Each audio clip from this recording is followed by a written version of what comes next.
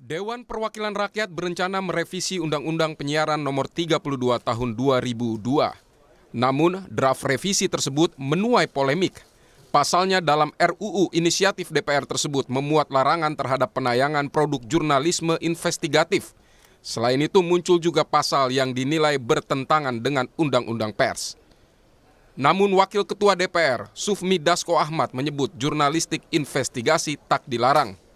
Menurut Dasko, yang coba diatur dalam RUU penyiaran adalah meminimalisasi dampak dari jurnalistik investigasi. Dasko bilang DPR akan berkonsultasi dengan sejumlah pihak untuk menyempurnakan RUU penyiaran.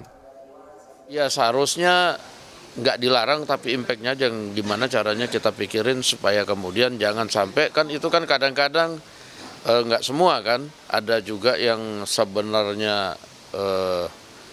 hasil investigasinya benar, tapi juga kemudian juga ada yang kemarin kita lihat juga investigasinya separuh benar kan gitu aja.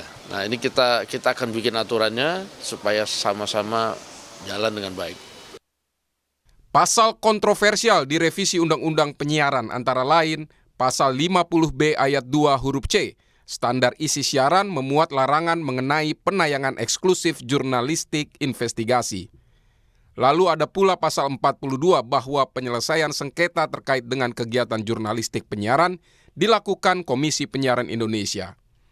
Poin dalam revisi Undang-Undang Penyiaran itu tumpang tindih dan bertentangan dengan Undang-Undang Nomor 40 Tahun 1999 tentang pers. Dewan Pers tegas menolak revisi Undang-Undang atau RUU penyiaran yang dinilai bisa mengancam kemerdekaan pers di Indonesia. Dewan Pers menegaskan pers diperlukan dalam rangka pemenuhan hak konstitusional warga negara untuk berbicara, baik lisan maupun tulisan. Dalam konteks proses penyusunan peraturan perundang-undangan, politik hukum penyusunan peraturan perundang-undangan ini sudah melenceng dari nafas filosofi kenapa pers itu diperlukan di negeri ini. Melalui undang-undang penyiaran ini mencoba merubah saluran informasi ya, yang sekarang kita tahu semua ada multi platform. Melalui saluran informasi ini lalu produk-produk siar investigatif akan dilarang. Penyelesaian konflik pemberitaan akan diselesaikan bukan dengan cara etik, tapi penyelesaiannya dilakukan secara hukum pidana. Penolakan juga datang dari Ikatan Jurnalis Televisi Indonesia atau IJTI. IJTI menolak pasal-pasal yang berpotensi mengancam kebebasan dalam karya jurnalistik. IJTI mengklaim pasal-pasal tersebut bisa membuat publik tidak dapat memperoleh informasi seluas-luasnya dari karya jurnalistik berkualitas. Semangatnya adalah regulasi yang akan dibuat ini, revisi ini adalah tidak akan sampai memberangus kebebasan pers. Tapi secara kasat, kalimat yang dalam pasal-pasal tersebut itu sudah sangat punya potensi besar untuk memberangus kemerdekaan pers. Antara lain soal apa? Soal kemudian berita-berita yang sifatnya eksklusif, investigasi itu bisa ditayangkan lagi. Padahal investigasi itu dasar daripada fondasi besar dari kita bekerja. Kenapa? Pembuat undang-undang perlu memerhatikan masukan dari komunitas pers. Pembuat undang-undang jangan sampai mengebiri kebebasan pers dan hak masyarakat untuk mendapatkan informasi. Tim Liputan Kompas TV. Kami bahas kontroversi Undang-Undang Penyiaran ini bersama anggota Komisi 1 DPR RI Bobi Adityo Rizaldi dan Direktur Eksekutif Lembaga Bantuan Hukum Pers Ade Wahyudin. Mas Bobi, Mas Ade, selamat malam. Selamat malam. Selamat malam. Terima kasih seluruhnya sudah hadir dalam diskusi kami. Mas Bobi, sebetulnya hal apa yang membuat gusar DPR sehingga terpikir dalam revisi Undang-Undang Penyiaran itu, oke, kita akan atur soal larangan produk investigasi jurnalistik itu? Ya, terima kasih Mas Tifal. Pertama-tama justru kami ini apresiasi juga kepada rekan-rekan di media dan publik atas masukan dan aspirasinya ya ini mungkin setelah pemilu menjadi cukup ramai ya dipolemikan, tapi mungkin izinkan kami menjawab sebelum nanti ada rapat dengar pendapat secara formal. Jadi sebenarnya yang disampaikan itu mungkin ini harusnya biasanya kalau dulu kalau Dewan Pers waktu pada zamannya Pak Bagirmanan, Pak No, Pak Azumardi Azra, semua memberikan statement itu biasanya berkomunikasi dengan Komisi 1 dengan pimpinan-pimpinan kami. Nah, kan tetapi kami akan mencoba menjawabnya. Pertama, seharusnya kekhawatiran itu tidak perlu ya, karena yang disampaikan oleh Pak Sumi Dasko itu betul. Kalau dilihat itu harus secara keseluruhan. Jadi sebenarnya tayangan jurnalistik investigasi itu sudah diatur sebelumnya di P3SPS. P3SPS itu memuat secara rinci termasuk juga mengadopsi kode etik jurnalistik. Nah, yang dilarang kalau dilihat secara utuh adalah tayangan jurnalistik investigasi eksklusif. Nah, kenapa dasarnya ada kata-kata tersebut? Karena kan ada beberapa muatan yang sudah disanksi KPI setelah berdiskusi dengan Dewan Pers, jurnalistik investigasi eksklusif itu baik itu kriminal atau mistis.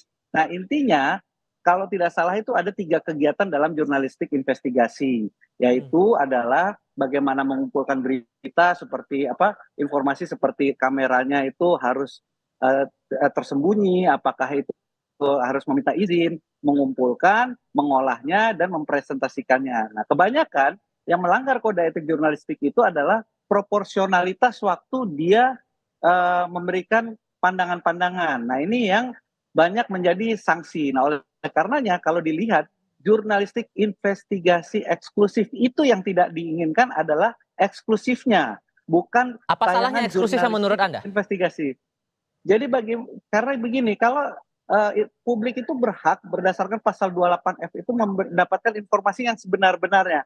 Kalau dia hanya eksklusif pada satu kelompok media saja atau satu media tertentu, itu kan kalau pandangannya sisinya bisa tidak berimbang, tidak bisa dibahas oleh media lain berdasarkan investigasi, berdasarkan istilahnya proporsionalitas dari media lain. Nah, ini yang dikhawatirkan berbahaya memberikan pandangan kepada masyarakat yang tidak berimbang.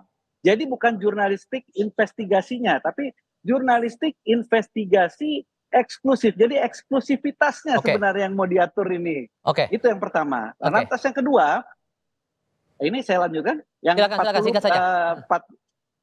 Yang soal masalah sengketa itu di Dewan Pers. Ya dari dulu kita kan ini hanya meneruskan saja dari Undang-Undang Pers tahun 99 sama Undang-Undang Penyiaran 2002, sengketa lembaga penyiaran itu memang di KPI. Karena lembaga penyiaran itu kan bukan badan pers.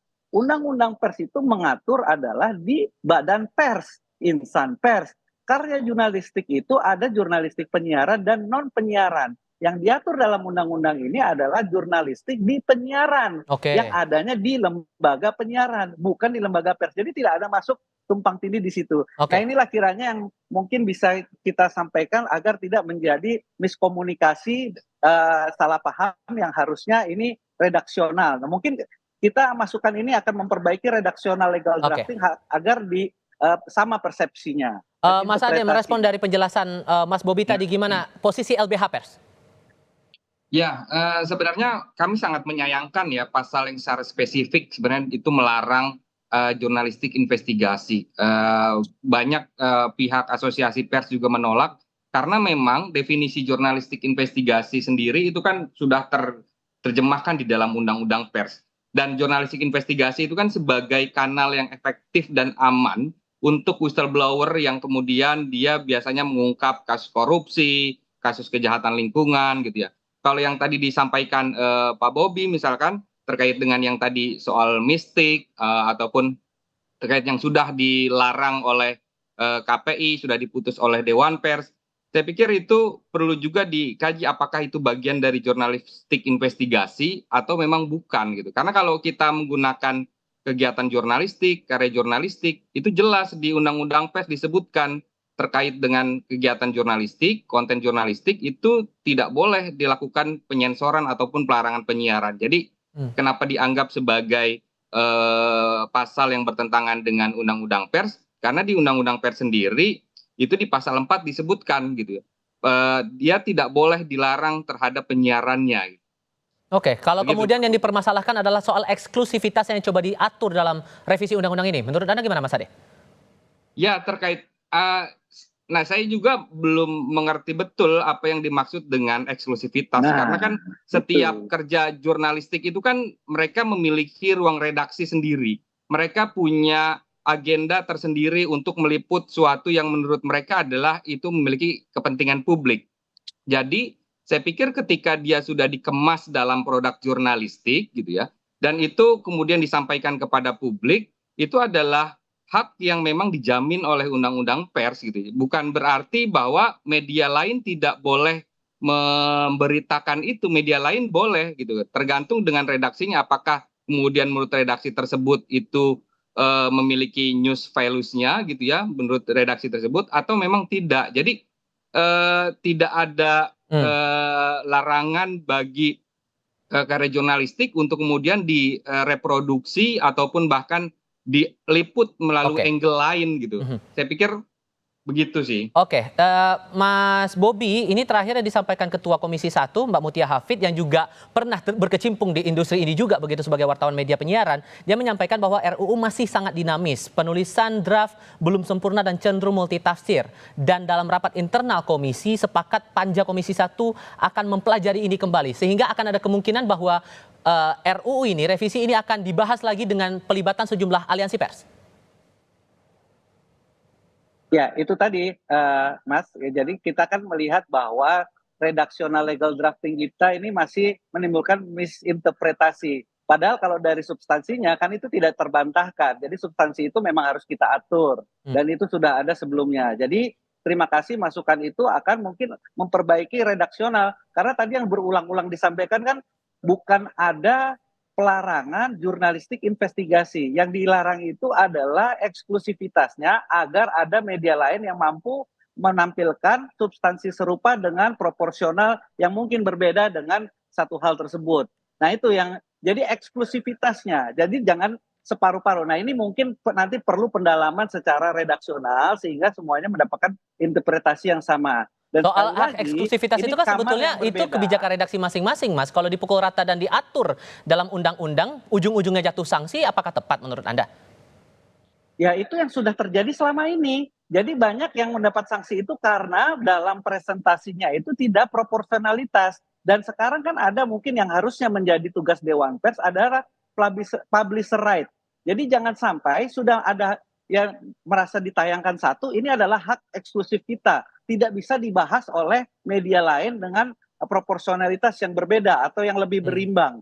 Nah ini, jadi yang sebenarnya yang dimasalahkan itu adalah eksklusivitasnya, bukan jurnalistik investigasinya. Nah ini sebenarnya sudah diatur di dalam P3SPS, di mana lembaga penyiaran itu tunduknya pada P3SPS. Sedangkan industri pers itu adalah kamar yang berbeda. Oke, kalau soal pernyataan dari Wakil Ketua DPR juga nih Mas Ade yang bilang bahwa RUU ini coba untuk menekan, meminimalisasi dampak dari produk jurnalistik investigasi itu. Sejauh mana kemudian LBH Pers menangkap pernyataan ini, Mas Ade?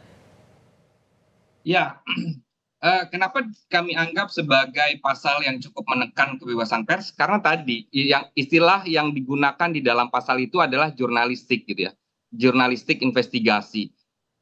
Kami berpatokan bahwa definisi jurnalis investigasi itu balik lagi kepada undang-undang pers yang dia sudah dijamin oleh hukum. Sehingga ketika dia masuk ke dalam sebuah larangan, dia menjadi hal yang memang tidak boleh dilakukan oleh perusahaan pers yang salah satunya adalah teman-teman di industri penyiaran gitu. Dan satu lagi sebenarnya ketika memang yang dipermasalahkan adalah kekeliruan ataupun kesalahan kode etik, itu ada mekanismenya.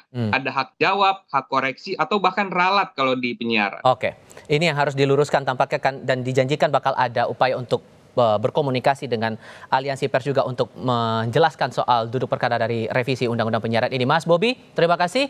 Mas Ade juga terima kasih sudah hadir dalam diskusi kami kali ini. Selamat malam semuanya.